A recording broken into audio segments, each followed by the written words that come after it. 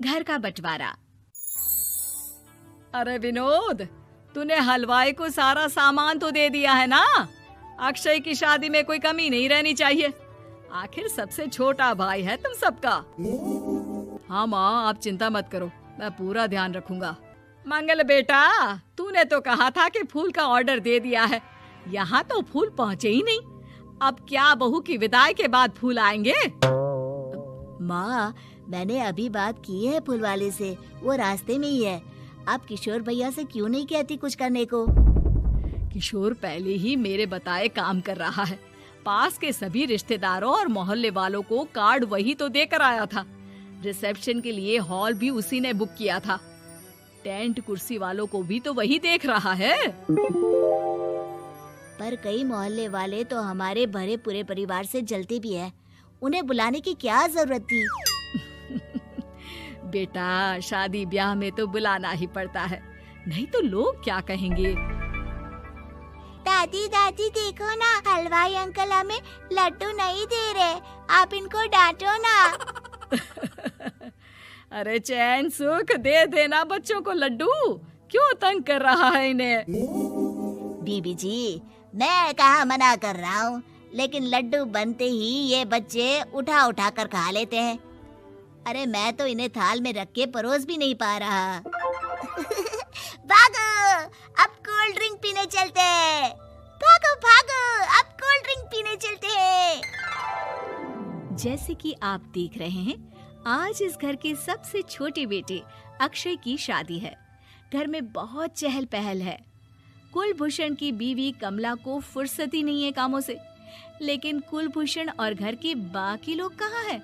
आइए देखते हैं। अजी, आप यहाँ आराम से बैठकर गाने सुन रहे हो और घर में अभी तक इतने काम बचे हैं करने को। अरे भाई, मेरे सबसे छोटे बेटे की शादी है, इसके बाद तो मैं अब चिंता मुक्त हो ही जाऊंगा। और फिर घर में तुम हो, बेटे बहुएं हैं, तुम लोगों के होते हुए मैं क्यों काम करूं? मैं तो शान से बेटे की शादी में जाऊंगा तैयार होकर। अरे ठीक है, अब आप आराम ही कीजिए। एक बार अभिषेक की बीवी आ जाए, फिर मैं भी आराम करूंगी और मेरी चारों बहुएं पूरे घर की जिम्मेदारियां संभाल लेगी। इतना कहकर कमला वापस अपने काम में लग जाती है। बेटा भी, तू अब तक तैयार नहीं हुआ? किससे बात कर रहा है फोन पर? तैयार कैसे हूँ? सैलून जाने से तो आपने मना किया है, क्योंकि मुझे हल्दी लग चुकी है। भाभीयों को देखो, सुबह से पार्लर में है।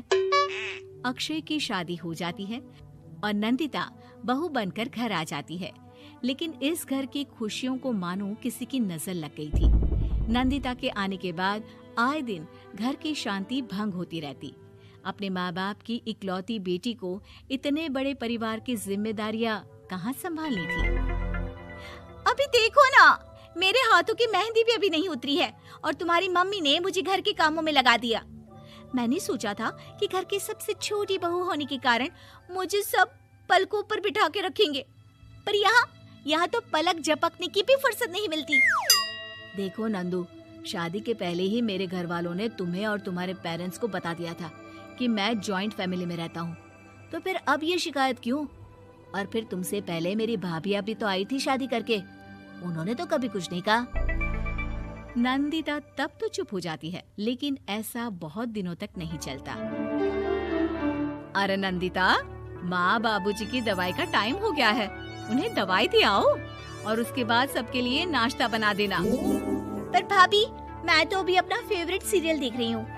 प्लीज मेरी जगह आप कर लो ना ये काम। ठीक है, मैं तेरी जगह माँ बाबूजी को दवाई दे आती हूँ और नाश्ता बना लेती हूँ। तू मेरी जगह पूरे घर की डस्टिंग करके 5 बच्चों को स्कूल के लिए तैयार करके भेज देना और दोपहर का खाना बनाने के बाद कपड़े धोकर सुखा देना। उसके बाद हम दोनों मिलकर बाजार जाकर सब्जी ले आएंगे, फिर डिनर की तैयारी कर लेंगे और उसके बाद बस भाभी, मैं माँ बाबूजी को दवाई देकर सबके लिए नाश्ता बना देती हूँ। हे भगवान, ये कहाँ लाकर फंसा दिया मुझे। मेरे घर में तो गिनती की 8 रोटियां और 2 सब्जी बनती थी और नाश्ता निपट जाता था, यहाँ तो रोटियों का ढेर और सब्जियाँ बड़े बड़े पतीलों में बनानी पड़ती है। नाश्ता बनते बनते लंच का टाइम हो जाता है और लंच बनते बनते डिनर का। अभी मुझ में तुम्हारे पूरे परिवार का नखरा उठाने की और ताकत नहीं बची। मैं ऐसे नहीं रह सकती। अरे तो क्या चाहती हो तुम? मुझे अलग रहना है बस। तो ठीक है, हम कल ही शिफ्ट हो जाएंगे किराए के घर में। इतना बड़ा घर होते हुए हम किराए पे क्यों रहेंगे? ना जी ना, घर में ही दीवार खड़ी करो अपने हिस्से के आगे। घर के साथ साथ घर की खुशियों में भी दीवार खींच जाती है। ऐसे ही कई महीने बीत जाते हैं और नंदिता माँ बन जाती है। बच्चे के आने से अभिषेक के कंधों पर खर्चों का बोझ आ पड़ता है। अभिषेक का बोझ कम करने के लिए नंदिता भी पार्ट टाइम जॉब कर लेती है, लेकिन इससे उसके सर पर नौकरी, घर और बच्चे की जिम्मेदारी बढ़ जाती है। नंदिता, ये क्या है?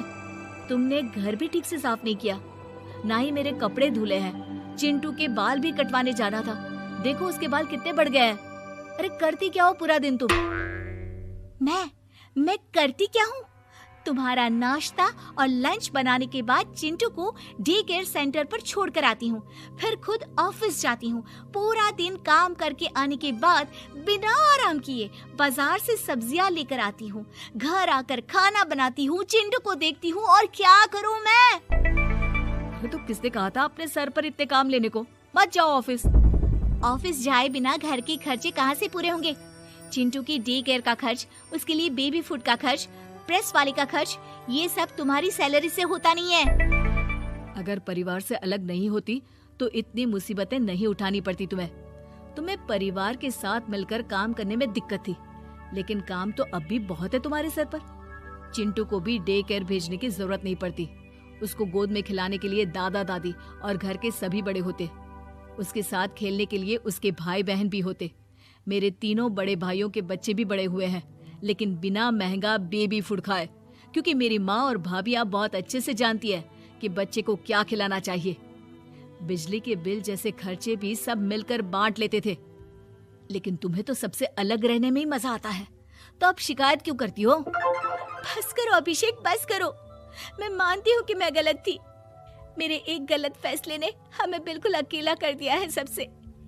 एक घर में होते हुए भी हम बाकी परिवार से अजनबियों की तरह रह रहे हैं। अभिषेक और नंदिता की सारी बातें घर के बाकी लोगों को सुनाई दे रही थी। तभी कमला बोल पड़ती है। अरे नंदिता बहू, किसने कहा कि तुम अकेले हो? तुम्हारा इतना भरा पूरा परिवार है ना तुम्हारे साथ। हम तो बस ये चाहते थे कि तुम अपनी गलती समझ जाओ। अगर हम तुम्हें समझाते तो शायद तुम ना समझती, लेकिन अपनी गलती का एहसास तुम्हें खुद हो गया है, तो अब तुम समझ चुकी हो परिवार में एक साथ रहने का मोल क्या होता है। मम्मी जी, मुझे माफ कर दीजिए, अब ऐसा दोबारा कभी नहीं होगा।